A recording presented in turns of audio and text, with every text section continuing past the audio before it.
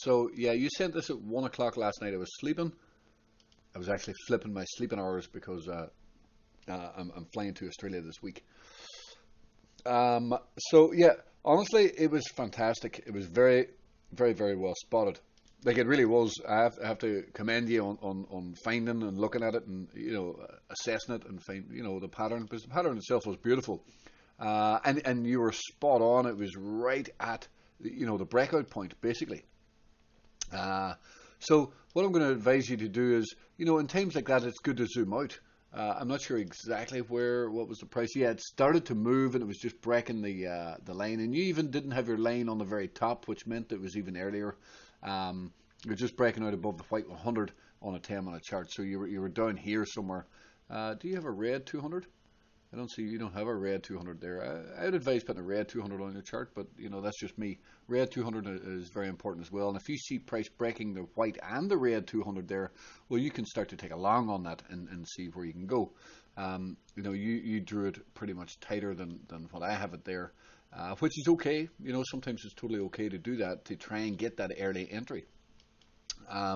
But as soon as you start breaking the white and the red here, you have to start thinking, okay, well, this is a potential breakout area, and you had the pattern that you talked about. Now, so the other thing I want to say is, it's important as well because it is a new 3-day candle, so it's important to zoom out. Now, if you zoom out here, what do we see? Well, we see a bit of an apex here, and we do see some sort of increase in volume. We also do see a lot of increase in volume, right? So that they are things that are going in your favor, and the trend is up there as well.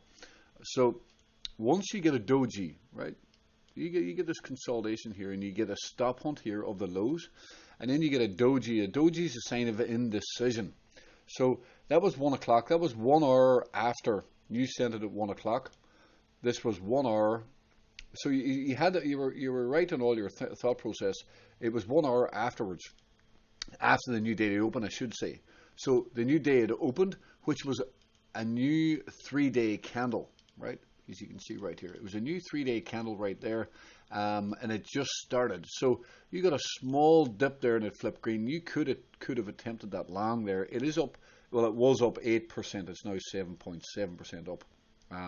So it really, you were right in your thought process. I just thought I would talk through it. It's important to look at the new 3-day. It's important to zoom out, look to see the overall picture. It's important to see what happened in these last few candles. It's also important about the 10-minute chart that we just looked at for the potential entry of the breaking the moving averages, because they will then act as support. So there was a lot of things you done right there in assessing that and figuring it out and the pattern and all. So well done on that. So you said here you ended up selling, which is good. There's no harm in taking profits. That's okay. Very well done there. Good trade.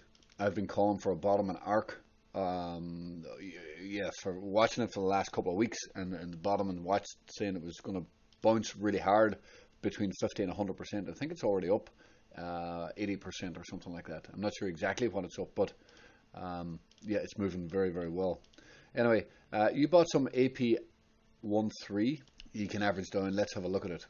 Now, I've just turned the chart on, and it's turned to a 10-minute chart. Let's just flip green there. It looks like, I haven't looked at larger time frames yet, but this does look like a good potential area where it could form a higher low here and attempt to move up. So hopefully this can hold and we can move up, but let's zoom out and see if we can find other important factors to see what this chart is doing. I don't like this here. I like, I know I said this should bounce in a while, and you said you can average down, which is good, but I think the price should get down below there at some point, right? I think so. So maybe just keep that first initial position small and be willing to average down. The low has not been taken out here. I think that low will probably get taken out. Like here, kind of, you see there, you get that first initial one, and then price tries to hold it, and then you flush, and then you move up. I think something similar will happen here. There'll be a bit of chopping about and a bit, and then you get a flush lower before it moves back up and starts taking liquidity up here. hopefully, if all goes to plan. You know, I forget the other chart that that looked like this the other week. No, the other day I posted it, but you know I did post it. Price should drop down, whatever, to the low end of the range here, like that other one done, and then eventually, you know, even if it does something like that, but it can be 2 to 3 weeks of a hold here. Yeah, okay. So I just searched it there. So that was the dip there, and I just showed here. You can see this dip and the consolidation down into here. Eventually, you know, there was two extra weeks in theory. So you can see you get the red candle, and then hopefully we can get 2 green candles coming out of this to push our way back up. So similar to that. So that was the thought process. I'm in the wrong channel now. So you bought a 206, right? As I mentioned, I think there's a possibility that this can eventually go lower. Now, don't get me wrong, this is a decent dip down, but you know, there's always the worry that you know it does go get that extra flush down into these averages, which is down there into 180.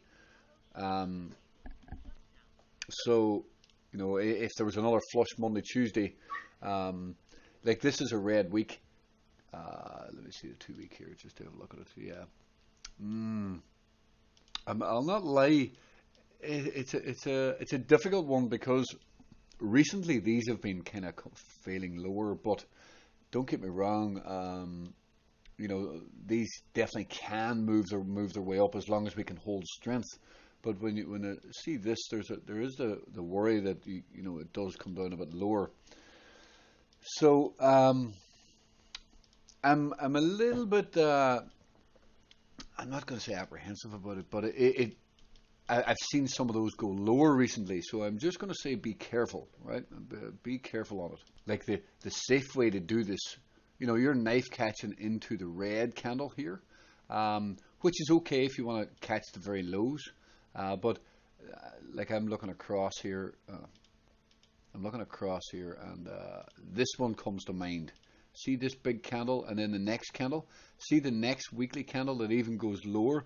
You held through there for an entire week of nothing, and you know something like that is the same. Is very similar to here. That is very possible that you get a little nothing candle here, a little doji candle here, and it actually could go lower, drifting lower. What I'm going to say is there's no sign of a bottom here yet. There's no conclusive evidence. You know, the safe way to do this in a way, instead of knife catching, it could have been to buy after you got the doji and then the next candle flip green. If you bought that there, it was a way safer trade. You know what I mean? It was a lot safer if you bought into the green. Yes, you didn't nail the very lows, but you also mitigated a lot of risk because this looked like a bottom then. This had been trying to bottom out, and this also had 3 weeks of a bottoming pattern. Now, it's not a full 3 weeks, of course, because this week is almost over, and this is a full week, and then who knows, was this Monday or Tuesday on this 3rd week. But I'm just saying the time span there was obviously the 3 candles. So you're buying here.